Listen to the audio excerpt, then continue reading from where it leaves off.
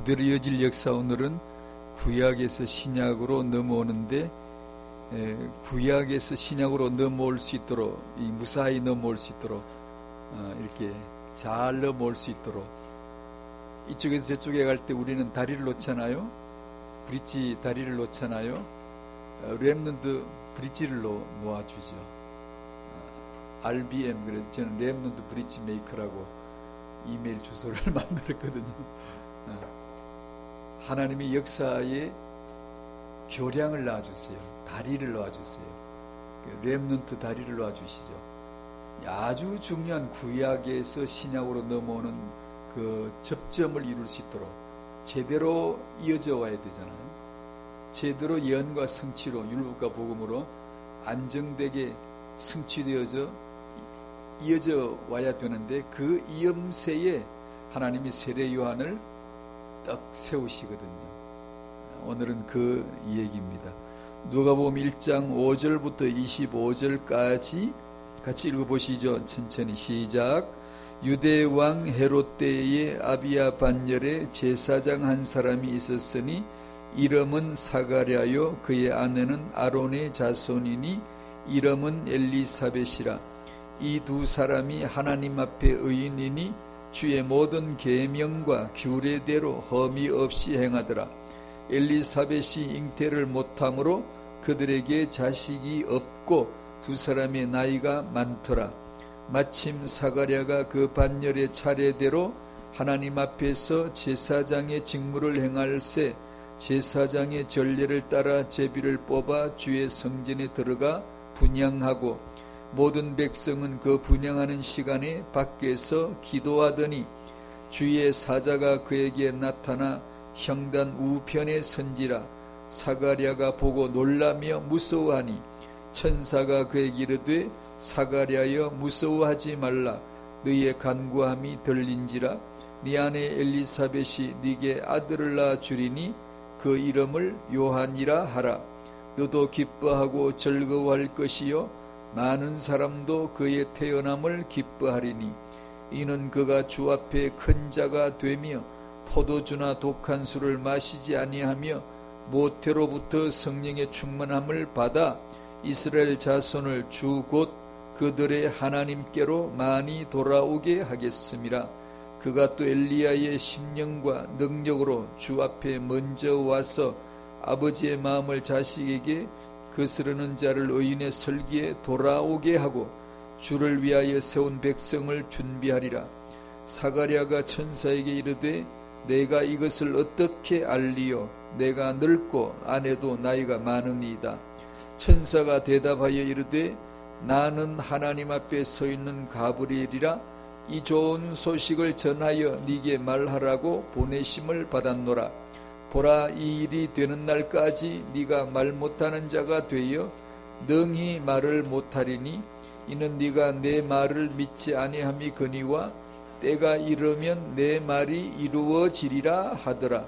백성들이 사가랴를 기다리며 그가 성전 안에서 지체함을 이상히 여기더라.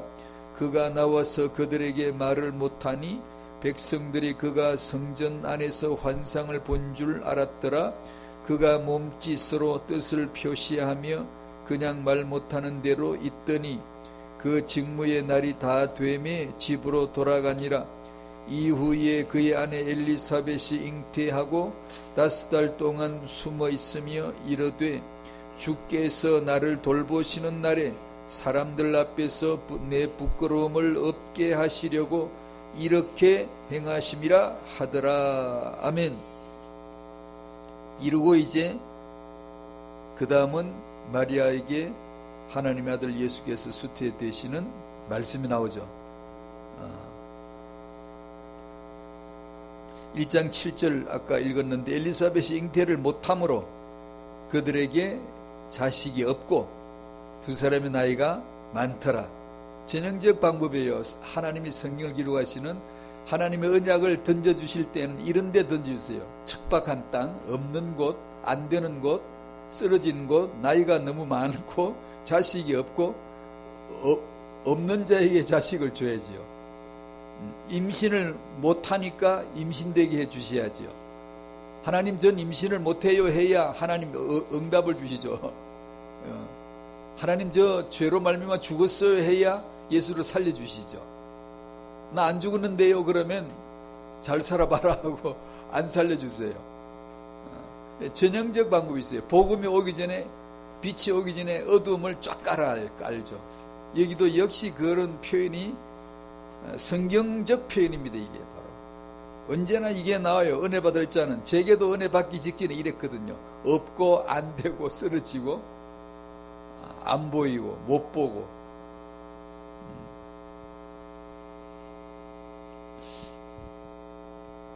18절에도 사가랴가 천사에게 이르되 내가 이것을 어떻게 알리요? 난 늙었고 아내도 아는 나이가 많다. 그리고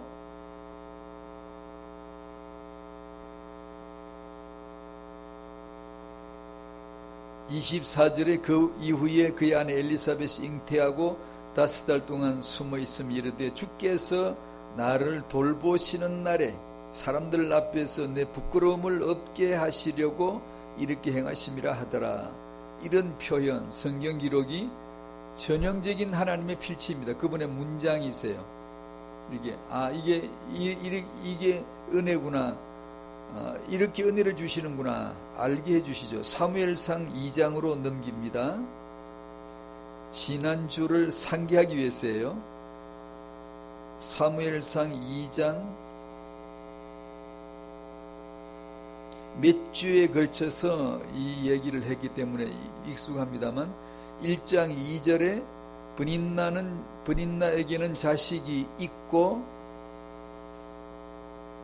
땅에 사는 사람이 뭐가 있다 그러면 일단 이거는 언약에서 제외되는 거예요. 브닌나는 언약의 계열이 아니야. 그래서 있어. 브닌나는 있고 한나에게는 자식이 없었더라. 이러면 이제 하나님의 계획이 한나에게 있다는 걸 이제 믿음을 가진 자는 이제 이걸 알아요.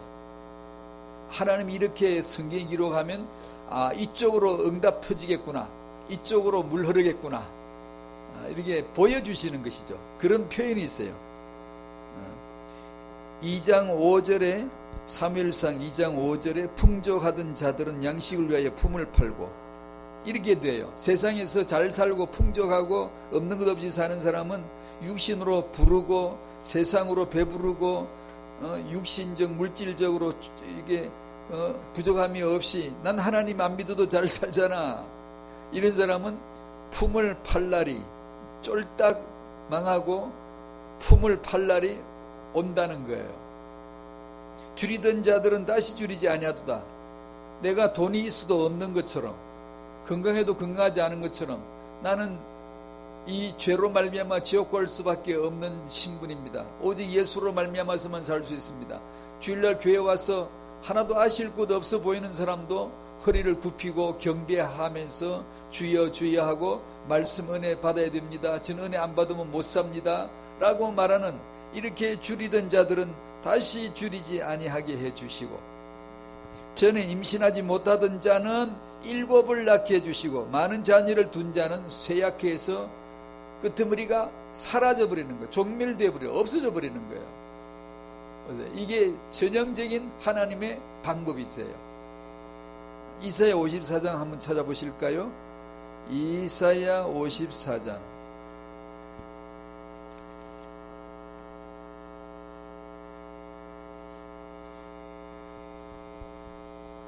이사야 54장 1절 한번 같이 읽어보시죠. 시작.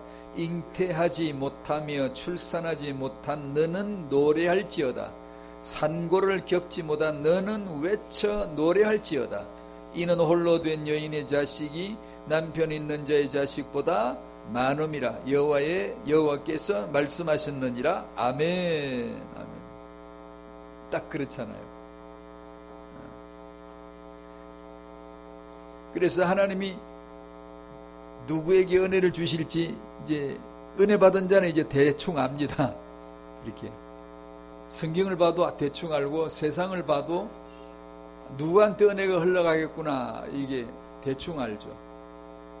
세상에서 배부른 자는 남편이 많고 세상을 남편으로 삼고 세상에서 하나님 은혜 없이도 잘 살 수 있다라고 믿는 자에게는 절대로 은혜가 오질 않아요.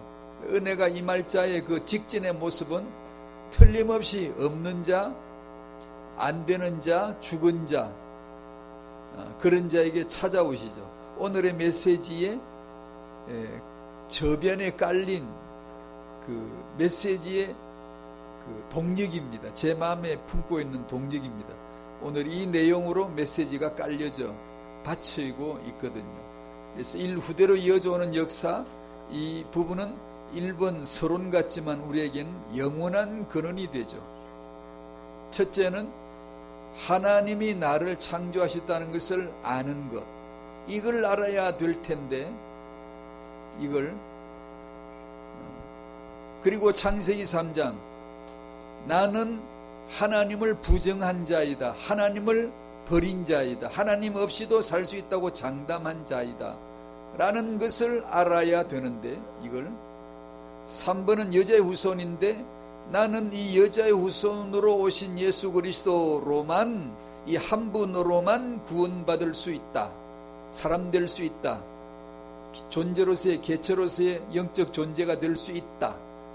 만약에 이분이 내게 안 계시면 나는 그림자와 같죠. 존재가 아니죠. 허사이죠, 허사. 그 예수 그리스도와 1+1이 돼가지고 1+1이 1이 나오는, 그래야 내가 되는데, 나라고 하는 존재, 사람 하나란 말은 성경에서 예수 없는 사람은 하나를 안 쳐주잖아요. 지옥으로 쓸어 보내거든요. 1이 아니에요. 존재가 아니에요. 근데 언제 존재가 되죠? 예수 더하기 나 1+1이 1이 될 적에, 그 예수를 만났을 적에 사람 하나 이렇게 치거든요. 또 어떤 사람이 예수를 영접하여 만나서 예수 더하기 하나 되면 하나가 될 때, 그때 한 사람, 하나님의 자녀 하나 이렇게 쳐주거든요. 나는 이 여자의 후손 되신 예수 그리스도로만 구원받을 수 있다라는 것을 우리가 알아야 하는데, 이것을 믿어야 하는데, 인정해야 하는데, 이것을 믿으면 순종이 나오죠. 순종이, 삶에서 순종이 나오죠. 나란 존재의 근원이 하나님의 창조다, 나란 존재는 하나님을 부정한 죄의 인간이다, 죄인이다, 나란 존재는 여자의 후손 예수 그리스도 한 분으로만 살 수 있다 라는 것을 정말 믿는다면, 그 삶에는 놀라운 일이 벌어지고 특징적으로 그 삶의 순종, 교회 삶의 순종이 나타나죠. 순종이 나타나죠. 순종이 나타나야 되죠. 순종이. 애굽에서 나온 사람은 광야를 집어넣어서, 광야가 한 그라운드 같죠. 운동장 같죠. 울타리를 뚝 쳐놓고 아무도 그 울타리 밖을 빠져나오도록 철망을 쭉 쳐놓은 울타리 같은 광야에 딱 집어넣고 40년 생활, 교회 생활이죠. 세상에서 교회 생활을 40년 교회, 광야 교회 생활을 하게 하시면서 그 생활에서 하나님의 말씀을, 교회 다니면서 하나님 말씀을 정말 받는지, 그 마음이 참으로 겸손한지, 하나님의 창조로 나는 되어졌고 하나님을 부정한 자이고, 이것이 가장 무서운 죄죠. 하나님을 부정한 죄. 오직 여자의 후손 그리스도로 말미암아 구원을 받았다고 하는 이 엄청난 내용을 아는 자는 광야에서 순종이 들어갑니다. 교회 생활에 순종이 들어갑니다. 근데 이걸 모르면 불신자이지만 대충 알면 순종이 안 돼요. 교회 생활에, 광야 같은 생활에서 순종이 안 돼요.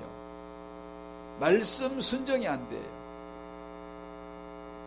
그래서 그 마음이 겸손해지지 않죠. 낮아지질 않아요. 그래서 하나님은 이스라엘 백성을 애굽에서 끄집어내고, 그건 구원이죠.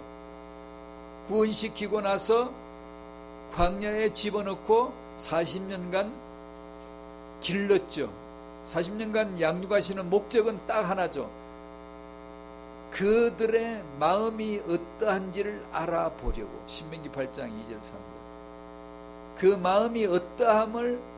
마음이 어떠한지를 알고자 하여. 누가복음 2장에 나오죠. 그 마음이 높은 자 낮은 자 골짜기같이 낮은 마음 산같이 높아진 마음 굽어진 마음, 이것을 세례요한이 와가지고 구약의 엘리야처럼 와가지고 세례요한이 와서 그 사람들의 마음을 주의 길을 평탄케 하고 복음이 달려갈 수 있도록 만들어내는 역할을 세례요한이 한다라고 아까 읽었잖아요. 사람들의 마음이 높고 너무 쓸데없이 깊고 처져 있고 굽어져 있고 휘어져 있고 이런 것들을 광야 생활하는 동안에 하나님의 말씀으로 듣고 어떻게 마음을 갖는지, 겸손한지 복종한지 자기 십자가를 지는지 섬기는지 낮아지는지 이런 것들을 테스트하는 데가 광야 40년입니다. 이 창조와 타락과 구원에 대해서 자기 경험이 희미하면 이 교회 생활에서 순종이 안 돼요. 감격이 안 돼요. 이 하나님이란 분의 창조가 얼마나 위대한 거냐, 내가 하나님을 부정한 이것이 얼마나 무시무시한 악한 죄인가, 여자의 후손만으로 구원받을 수 있는 이 복음이 얼마나 놀라운 것인가를 이 근원에서 놀라지 않으면, 감동이 없으면은 이 사람은 광야 생활에서 순종이 안 돼요. 그렇게 말씀을 전하고 듣고 해도 이게 안 돼요. 이게 안 들려요. 이게. 그러나 하나님의 창조를 알고 하나님을 부정한 죄의 그 악함을 알고 여자의 후손으로 말미암아 이 죄에서 구원해 주신 줄을 아는 사람은 그 마음을, 그 자아를 십자가에 못 박을 줄 알아요. 예 주님, 예 주님. 환경이 나를 거슬리면 예 주님, 주님의 음성으로 딱 받아들이죠. 이해를 하죠. 해석을 하죠. 어떤 사람과의 갈등이 생기면 그것을 인본으로 풀려고 하는 게 아니라 예 주님, 주의 말씀 앞에 음성으로 듣죠. 하나님의 메시지로 그걸 들으려고 하죠.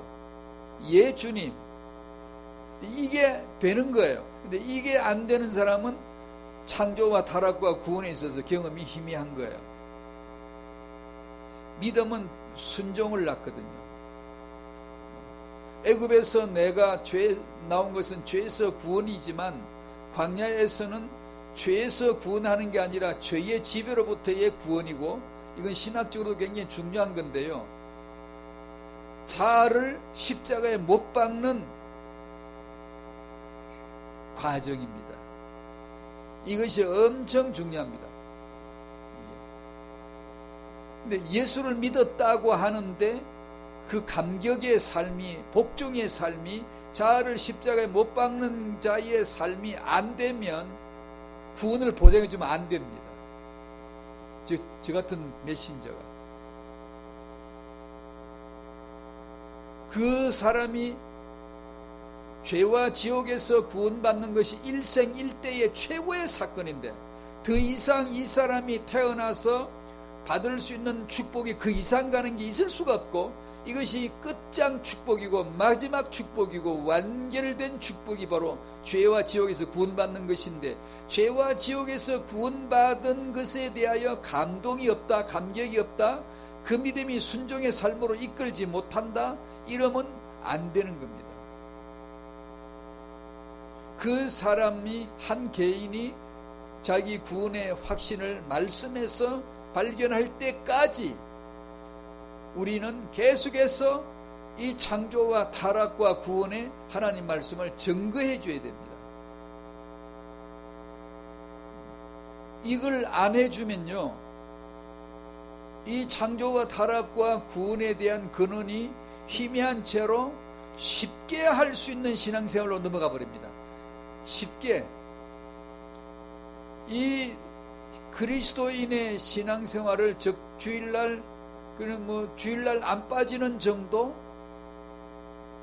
그리고 신앙인의 기본적인 적절한 거 하고 봉사 좀 하고 요러면은 우리가 교회에서 기독교인들 사이에서 이 사람은 신앙 있는 걸로, 믿음 있는 걸로 확 인정을 받아버리거든요.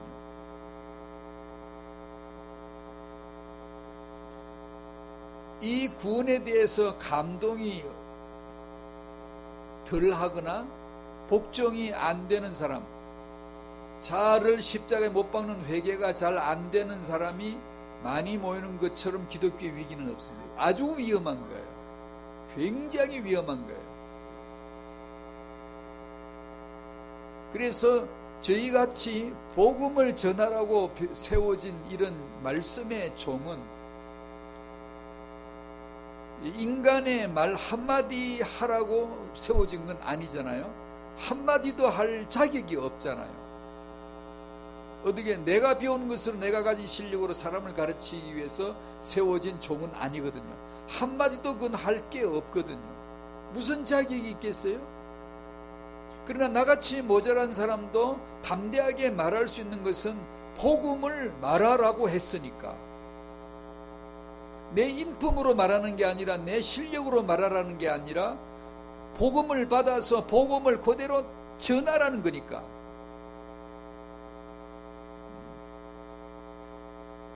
그래서 그 생명의 말씀, 복음의 말씀만을 계속해서 전해야 되고, 이에 대해서 한 사람의 영혼은 구원을 받아야 되며 확정을 얻어야 되며, 이 믿음은 삶의 복종으로 이어져야 됩니다. 자기를 십자가에 못 박지 못하는 기독교인을 많이 만들어 놓으면 이거는 아마 무서운 심판이 있을 거예요. 아마 제 생각에 우리 같이 설교하는 사람은 진짜 조심해야 되거든요. 복음을 전하지 않고 자기 말 하는 것이 얼마나 무시무시한 죄가 되는가를 긴장하지 않으면 안 되는데, 이게요, 많은 사람들이 교회를 다닌다고 다니지만 그 심판대 앞에서 무시무시한 일을 당할 수도 있어요.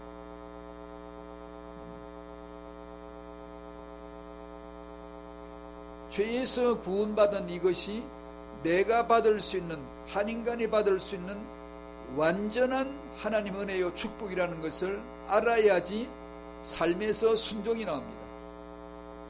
사람을 섬기라, 사람을 사랑하라, 이런 말씀이 나오면은 광야 생활에서 기꺼이 순종할 수가 있어요. 안 그러면 어려워요.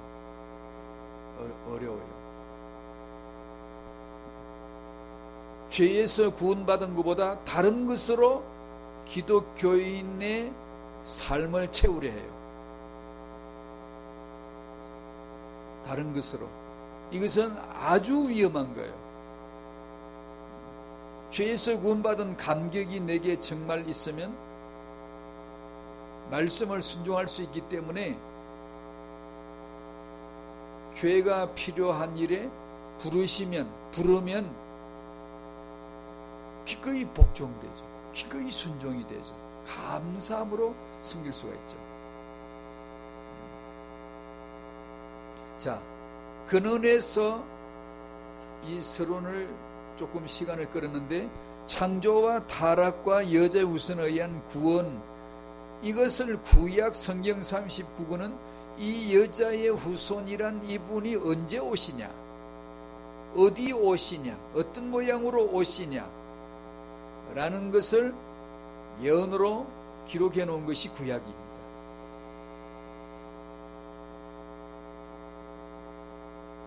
이 오실 그리스도를 위하여 아이를 낳은 구약의 출산, 이것이 구약의 내용이죠.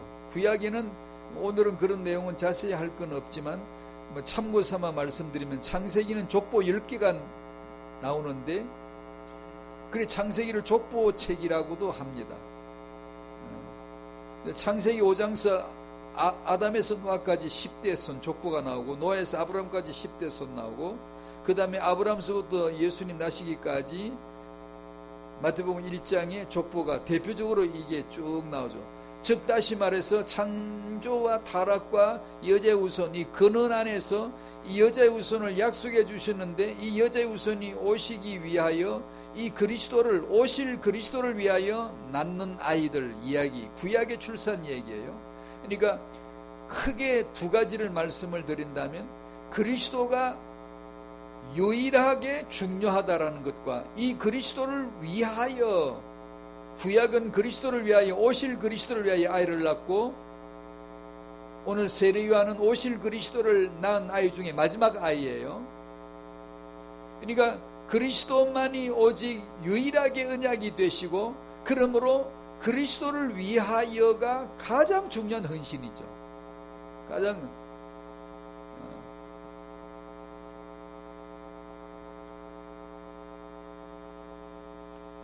오실 그리스도를 위하여 출산한 구약의 출산의 얘기에서 마지막이 오늘 누가복음 1장 5절에서 25절, 이스라엘의 시작은 불임인 사라를 통하여 아이를 낳을 때가 시작이고, 그 구약의 마지막은 불임인 엘리사벳이 아이 세례 요한을 낳을 때가 마지막이죠. 구약의 마지막이죠. 이스라엘의 마지막이죠.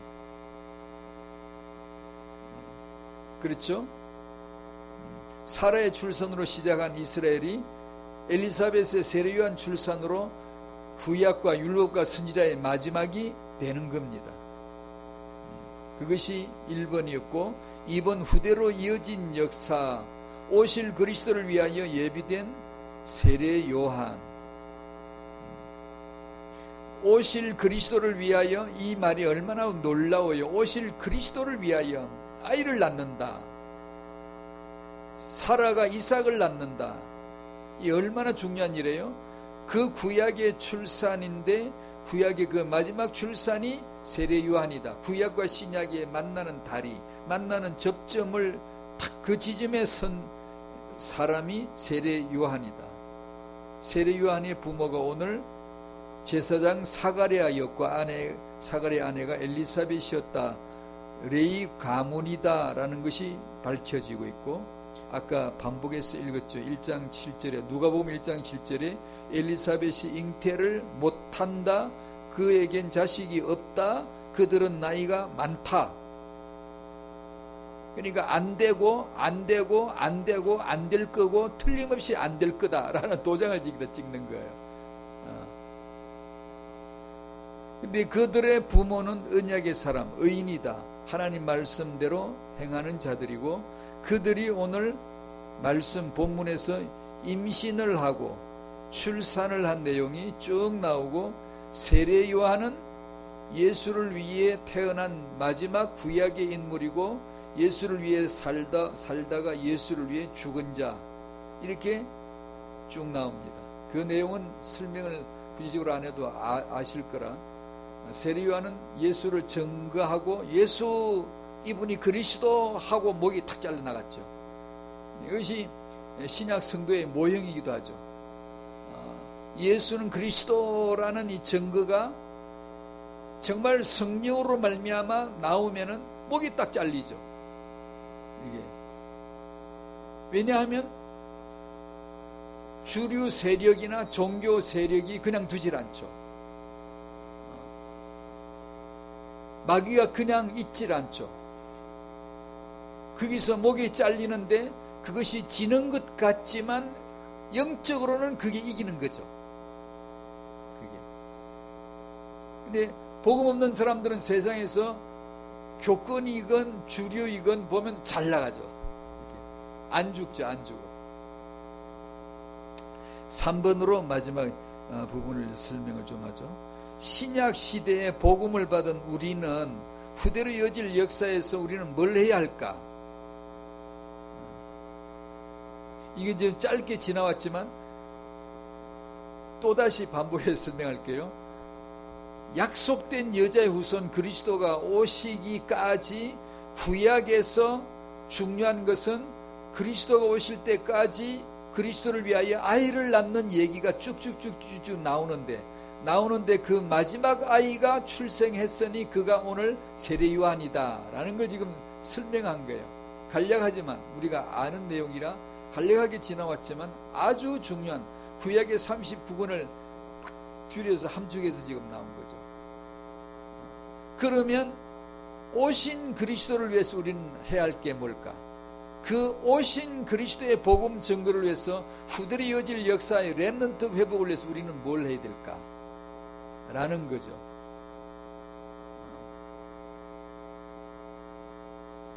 세계복음화를 위하여 예비될 언약의 자녀들을 위해서 우리는 뭘 해야 될까요? 첫 번째, 오직 예수는 그리스도의 복음을 더 알도록 삶에서 더 경험되어지도록 해야 하는 것이죠. 나는 죄인 중에 괴수이며 내가 뭘 할 수 있는 자이다, 렘넌트를 키울 수 있다가 아니라 난 없다, 난 못합니다, 난 할 수 있는 자가 아닙니다 라는 주님의 얼굴을 만나면 만날수록 나는 할 수 없다가 나오는 게 그 자이거든요.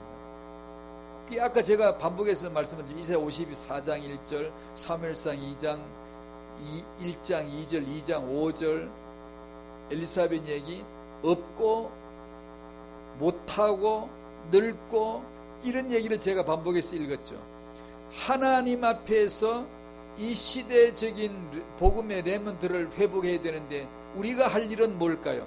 우리가 할 수 있습니다가 아니라 난 할 수 없는 자라는 걸 발견하셔야 돼요.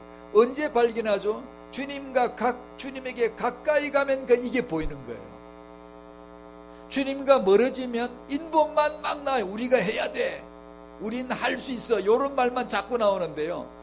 주님의 존재에 가까워지면 나오는 말이 나는 없구나, 나는 안 되구나, 난 전혀 할 수 없는 자이구나. 그런데 해야 하는데 이건 난 할 수가 없는 거구나. 이게 정말 주님이 내 안에서 행하시는 거구나를 알아채는 거예요. 이게 그때 나오는 걸 믿음이라고 하는 거예요. 믿음. 난 할 수 있어, 해야 돼, 이게 믿음이 아니고요. 내가 할 수 없다는 것을 명확하게 볼 때 이게 믿음이 되는 거예요. 주님이 하시는 거다, 주님께서만이 하실 수 있는 거야, 나는 오로지 믿을 뿐이고 믿음으로만 역사되는 거다 라는 것이 고백이 나오는 걸 믿음이라고 하는 거죠. 그러니까 자기 절망을 못 본 자는 나는 없고 안 되고 늙고 가능성이 전혀 없는 자라는 걸 볼 수 없는 자는 믿음이 사실상은 인본 믿음이죠. 자기 중심의 믿음이죠. 난 믿습니다. 그러나 주님 앞에 가까이 간 사람은 나는 믿을 수도 없어요. 차라리 저를 죽여주세요, 죄인입니다, 저를 던져버리세요. 베드로가 주님 전 죄인입니다, 저를 떠나주세요 그랬지. 그게 정직하게 영적으로 맞는 거거든요. 그게요. 그렇게 애통하는 자에게, 심령이 가난한 자에게 주께서 함께 해주시는 것이 복음이지, 안 그러면 인본적인 우리의 가능성에다가 무게를 둔 그런 믿음 생활을 한단 말이에요. 기도를 자꾸 하면 잘 되나요? 그러면 인본주의 기도밖에 못하죠. 맨날 그런 기도하면 된다, 기도하면 된다. 기도하면 할수록 받는 응답은 주님과 가까워질수록 난 절대로 할 수 있는 존재가 정말 아니구나, 내가 기도한다고 되는 게 아니야 라는 것을 아는 게 기도하는 자가 받는 응답이죠. 주님이 하셔야 되니까, 주권자가 허락하셔야 되니까, 그 주님 앞에, 존전 앞에 나아가기 위하여 기도하고 예배하고 하는 것이지, 우리가 뭔가를 할 수 있기 때문이 아니란 말이에요.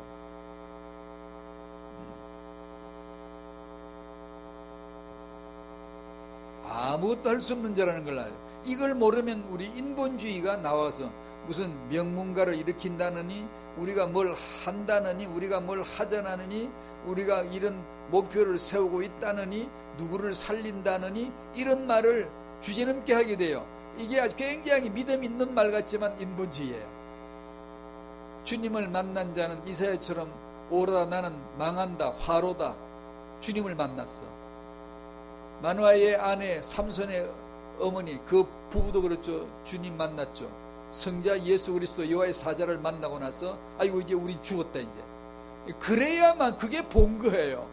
그게 주님 앞에 나타난 거예요. 그게 안 그러고 뭔가 막 골기되었듯이 믿습니다 주야, 우리가 하겠습니다, 비전과 3일 가지고 하겠습니다.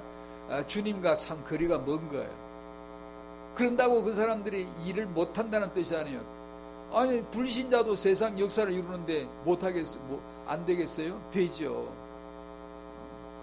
합치면 되고, 힘 합치면 되고, 리더십이 있으면 되고, 조직력이 있어서 조직을 잘 가동하면 되고. 아니 세상 불신자도 역사를 이루는데 우리 기독교인들이 못하겠어요? 되죠. 그러나 보세요, 엘리사벳 보세요, 한나 보세요. 정확하게 안 되고 없고 못하고 늙고, 사라 아브람 100살 99살 완전히 늙어버릴 때까지, 완전히 이건 안 되라는 확인 도장을 받을 때까지 가만히 내버려 두시잖아요. 왜요? 참 응답 주시려고.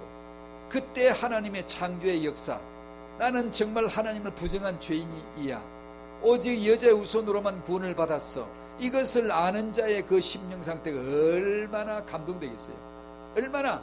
그리고 복종하겠어요 안 하겠어요? 하죠. 되죠. 교회 생활에 순종이 되겠어요 안 되겠어요? 되죠. 이걸 안 되는 사람은 순종을 못해요. 안 돼요. 이게 안 돼요. 순종이 마음대로 될 줄 압니까? 어림도 없어요. 내가 믿는다 그러면 그게 믿음이 되나요? 어림도 없어요. 정말 순전한 선물이에요. 하나님 은혜로 주시는 거예요. 그래서 탁자에게 하나님이 자기 것을 소중하게 선물로 거의 아주 귀하게 믿어지는 게, 믿음이 얼마나 귀한 건지, 이걸 모르면 육신적인 거 그런 거 나열하면서 이게 있는 사람, 이게 된 사람 응답 받았네, 응답 못 받았네 그러고 있어요. 예수 믿고 죄에서 구원 받았다는 사람이 죄에서 구원받은 이 어마어마한 것을 모르고 뭐 다른 걸 가지고 되네 안 되네 그러고 앉았다니까요. 그 소중한 믿음 하나를 주시기 위해서 하나님은 없다는, 안 된다는, 늙었다는, 창세기 1장 2절에 땅이 혼돈하고 공하고 흑암이 깊음에 있고 이렇게 만들어 주시는 거예요. 만들어 주시는 거예요. 참된 역사 일으키기 위해서. 그래서 성경에는 그런 기록들이 많은데, 그 중에서 아까 사무엘상 2장 5절, 1장 2절, 오늘 누가복음 1장에서 세 군데 읽어봤어요. 세 군데. 이게 성경에는 똑같아요. 그게. 예를 들어 예수님 수태 메시지를 전해주실 때도 다윗의 자손 요셉이라는 사람과 약혼한 처녀에게 이르니, 처녀는 아이를 낳아서는 안 되는 자이잖아요. 엘리사벳은 아이를 낳을 수 없는 자이잖아요. 사라는 아이를 낳을 수 없는 자이잖아요. 없는 자에게 씨의 약속을 해주시는 하나님의 이유는 뭐예요? 없는 자에게, 낳을 수 없는 자에게 낳게 해주겠다고 약속을 자꾸만 주시잖아요. 창세기 11장 30절, 사레는 임신하지 못함으로 자식이 없었더라. 똑같잖아요. 엘리사벳, 한나 똑같아요. 라헬, 리브가 표현이, 성경 기록이 하나님이 단어를 채택할 때 똑같은 걸 써요. 임신하지 못함으로 자식이 없었더라. 똑같아요. 라헬은 자녀가 없었더라.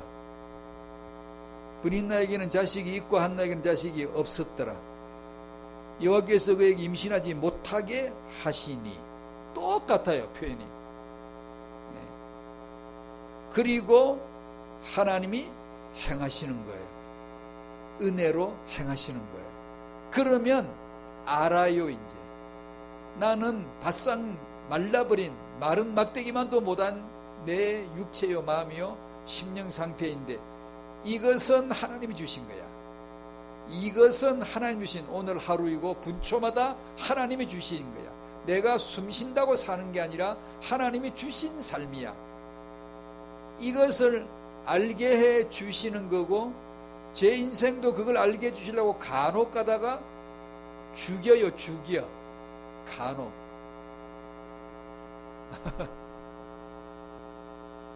그래서 저도 이렇게 돌이켜보면 딱 마음에 떠오르는 감사가 있는데, 언제게요? 영락 없어요. 틀림없어요.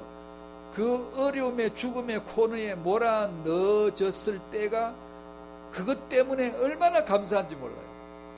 왜냐하면 그것 때문에 제 영적인 삶을 살펴보게 되어지고, 내게 앞으로 내 인생을 1년 2년을 주신다면 무엇을 할까를 진지하게 고민하면서 하거든요. 그러니까 이 언약의 사람들마다 공통된 이 표현이 없었더라, 못하더라, 안 되더라, 늙었더라, 이런 표현이 얼마나 세심한 하나님의 배려인가, 주권자 하나님의 자기 역사인가를 우리는 이해를 해야 되는 거예요.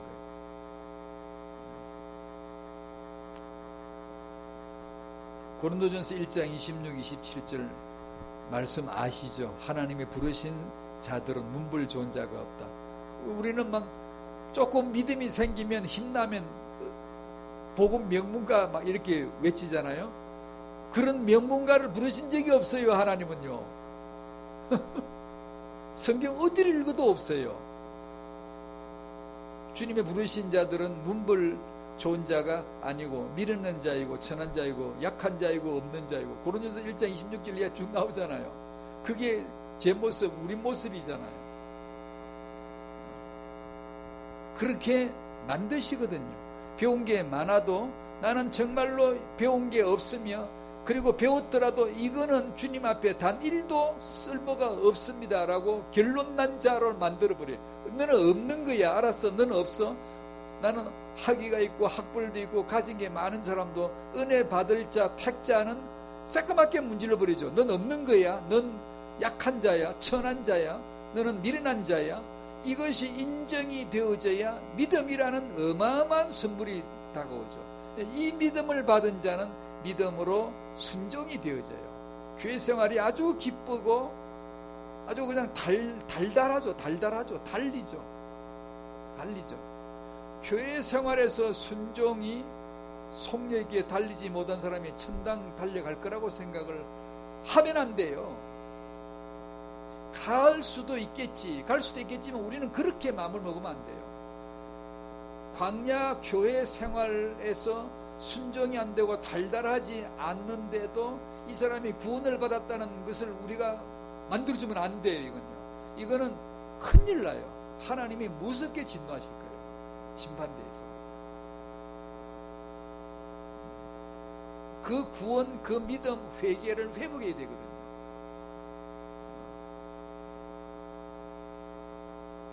현대인들은 인본주의에 너무 잠식되어져 있기 때문에요. 그러므로 우리들은 복음 안에서 견고히 서고, 우리 자아는 상한 심령으로 겸손한 자 되어서 주님만을 높일 수 있을 때, 이것이 후대 회복이다, 이것이 후대 축복이다, 이것이 태영하다라고 해야지, 그런 본질적인 진정한 심령 상태의 부흥을 우리가 하질 않고 자꾸 뭘 한다라고 자꾸 구호가 나오면, 이건 이제 아는 사람에게는 이게 엄청난 위기예요. 구호가 나오면.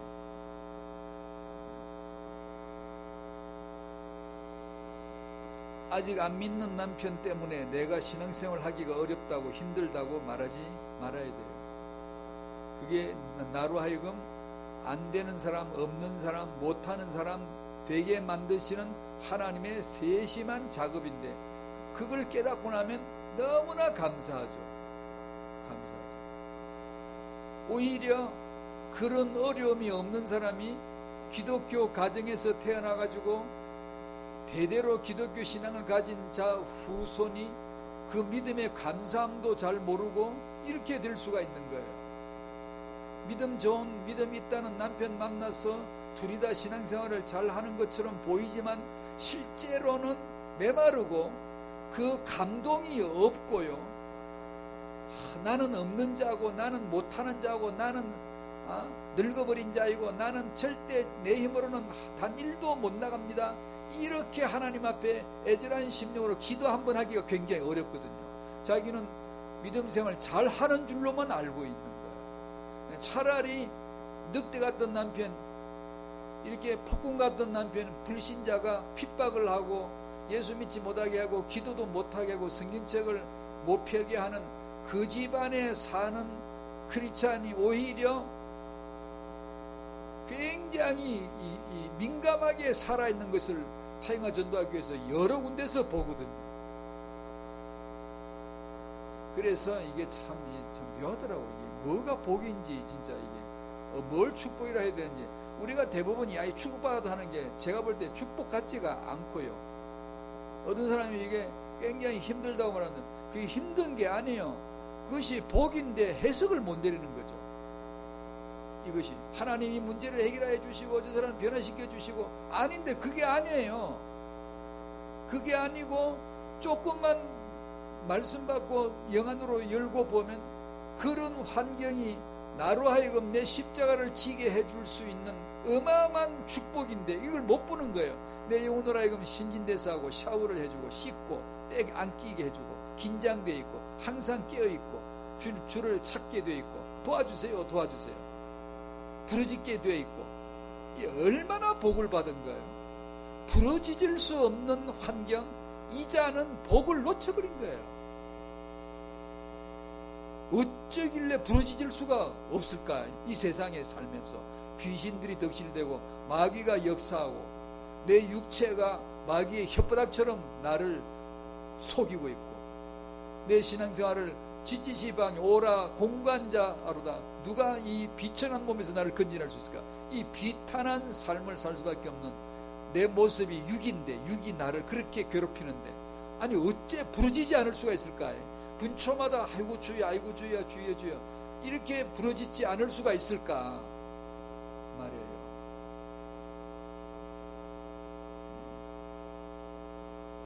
그래서 믿지 않는 남편이 있어서 내가 신앙생활을 하기 어렵다는 그런 말은 전혀 안 맞습니다. 아니에요. 오히려 감사해야 돼요. 감사해야 돼요. 오히려 내가 회개해야 돼요. 저 사람 때문에 내 신앙생활 어렵다가 아니라 내가 신앙생활을 제대로 안 해서 저 사람이 복음을 못 받은 데 대해서 부르짖어 회개해야 돼요. 집에 가서 자존심을 지키려 하면 다 잃어버릴 거예요. 내가 사람들 사이에서 내 자존심을 살리려고 지키려고 하면 생명력 다 잃어버리고 부르짖는 기도 다 잃어버리고 다투기나 하고, 순종과 온유함이 나타날 수가 없어요. 나타날 수가 없어요. 그러면 어떻게 맨날 그렇게 힘들게나 살라는 겁니까? 십자가 진단 말이 맨날 그렇게 어렵고 힘들게, 결코 그렇지 않습니다. 내 짐은 쉽고 가벼웁니다. 틀림없이 쉽고 가벼웠거든요. 그 말씀을 못 받아서 그렇죠. 자, 오늘은 여기서 이제 마무리를 하는데요. 제 메시지에 마음의 줄거리는 이렇게 설명드렸지만 또 한 번 하고 마칠게요. 나는 하나님이 창조하신 자이다. 이걸 안다는 게 얼마나 놀라운 거예요. 나는 하나님을 부정한 죄인이다라는 걸 안다는 게 얼마나 기가 막힌 은혜냐. 불가능한 은혜입니다. 불가능한데 은혜입니다. 어중간하게 알아놓으면 안 됩니다. 나는 하나님을 부정한 극악무도한 악랄한 죄인이라는, 문제는 그게 아니고요, 그 하나님을 부정하는 악한 그 죄성이 지금 내 안에 고스란히 있다는 것이 진짜 문제예요. 이 죄인을 여자의 후손으로 구원해 주셨고, 이제 광야는 교회 생활이거든요. 교회 생활 광야에서 철저하게 죄의 성품, 죄의 지배로부터, 내 자아로부터 벗어나는, 예 주님 인정합니다, 복종합니다, 주님 따르겠습니다를 배울 수 있는 가장 놀라운 환경이 이 세상에 주어져 있는 거예요. 나를 거스르는 환경, 나를 거스르는 남편, 나와 의합이 안 맞는 부모와 자식 사이, 그걸 통하여 나로 하여금 하나님이 다스리신다, 이걸 배울 수 있는, 하나님은 모든 환경을 통해서 나를 가르쳐 주신다, 나는 죄인이고 예수만 그리스도이시다를 가르쳐 주신다, 이것을 배울 수 있는 가장 완벽한 학습 환경이 세상이거든요. 광야거든요. 근데 이걸 모르면 불평을 해요. 나는 이거 때문에 신앙생활이 어렵다 하노니 자꾸 이렇게 불평을 해요. 이게 거꾸로 가는 거죠. 그렇게 불평할수록 자신의 생명은 죽고, 자기를 십자가에 못 박고, 예 주님 저는 이렇게 모자라고, 저는 여전히 마귀가 좋고, 저는 여전히 하나님을 잘 못 깨닫는 자입니다, 저는 여전히 불만이 많고 시기하고 질투하는, 다툼이나 있는 그런 자밖에 못 됩니다라고 인정하고 자기를 십자가에 내어놓고 나아가면은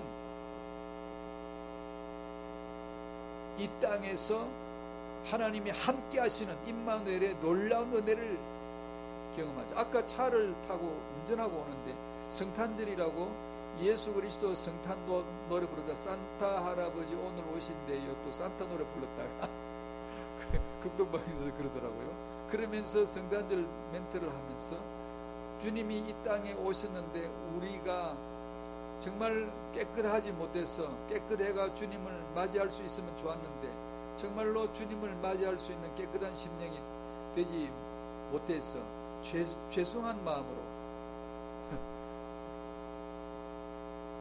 그러는 그 멘트가 틀린 거예요.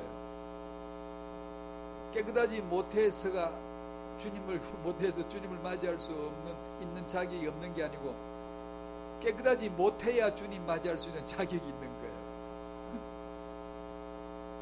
난 죄인입니다, 나는 마귀 편입니다, 저는 하나님을 부정했습니다, 더럽고도 악랄합니다, 이것을 인정하는 것이 성탄절이에요. 주님이 그 자에게 찾아오신 거죠. 그걸 아는 게, 나를 깨끗하게 만들어가는 유교나 불교처럼 기독교가 그런 게 아니고요, 내가 믿음을 가지면 가질수록, 말씀을 받으면 받을수록 나는 점점 죄인 중에 괴수가 되어가고, 야, 난 진짜 불가능한 죄인이었었구나, 난 진짜 마귀 편을 들어준 무지막지한 악한 자였구나, 난 하나님을 부정하다니 이런 죄가 어디 있겠어?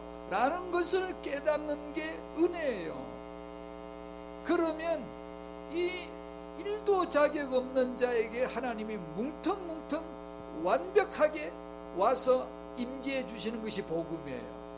내가 좀 착해지고 많이 달라지고 깨끗해져서 주님 오실 때 맞이할 수 있는 이런 깨끗함을 갖추어가는 게 아니고요, 여기서 인본주의 나오거나 율법주의 나옵니다. 그게 아니에요. 이런 은혜를, 구약에는 오실 그리스도를 위하여 아이들을 낳았는데 그 아이들을 낳을 여자들을 택할 때마다 잉태하지 못하게 하시니라, 자식이 없었더라, 나이가 늙었더라, 아브라함, 사라, 엘리사벳, 사가랴 똑같거든요. 어쩜 이렇게 공통분모 똑같아요. 그러면서 그리스도의 오실 그리스도, 이 세상에 오실도록 다리가 놔지고 통로가 쭉 놔지고, 마지막으로 이 땅에 탁 출현한 렘넌트가 세례요한이고, 세례요한은 이분이 그리스도입니다 하고 목이 잘려 달아가고, 그래서 구약 끝 드디어 신약으로 시작이 되어지는 그런 역사가 있었고, 그러면 오신 그리스도 그대로 이어질 역사, 이 시대의 복음 역사를 위해서 우리는 무엇을 해야 되냐? 오직 예수 그리스도의 복음을 정말 알아야 되고, 내 자아를 십자가에 내어놓을 수 있는, 이 부분은 설명할 거 참 많은데, 나를 거스르는 자가 내 기도의 대상이 아니고요, 축복의 대상입니다. 축복의 대상. 나를 축복해 주는 자예요. 누가 나를 괴롭히거들랑 감사해야 돼요. 사도 바울은 그걸 다 감사했는데 우리는 감사합니다. 그런 복음의 그릇을 우리가 갖추어 가자. 거기에 하나님은 이 시대의 렘넌트를 주실 것이다 라는 게 오늘 메시지예요. 기도하겠습니다. 하나님 감사합니다. 그래서 저희들도 하나님의 창조하신 것을, 우리가 마귀를 따르고 하나님을 부정한 것을, 여자 우선 그리스도로 말미암아서 구원받은 것을, 그 유일한 복음의 구원을 알게 하여 주시고 그 믿음으로 말미암은 감동 있게 해주시며 우리의 신앙의 삶에 만사를 범사를 감사하고 모든 것을 감사할 수 있는, 나로 하여금 예수 더 알게 해주는 것만 세상에 존재하고 나로 하여금 예수 그리스도를 더 알아갈 수 있도록만 하는 환경이 조성되어져 있다는 것을 감사로 받아들일 수 있는 그런 믿음의 사람 되게 하여 주시옵소서. 그래야 우리가 품어니 후대가 이 복음을 자연히 볼 수 있도록, 복음 안에서 살 수밖에 없는 그런 부모의 환경 되도록 축복하여 주셔서 세례요한 같은 렘넌트가 이 땅에 출현되게 하시옵소서. 감사하오며 예수님의 이름으로 기도하옵나이다. 아멘.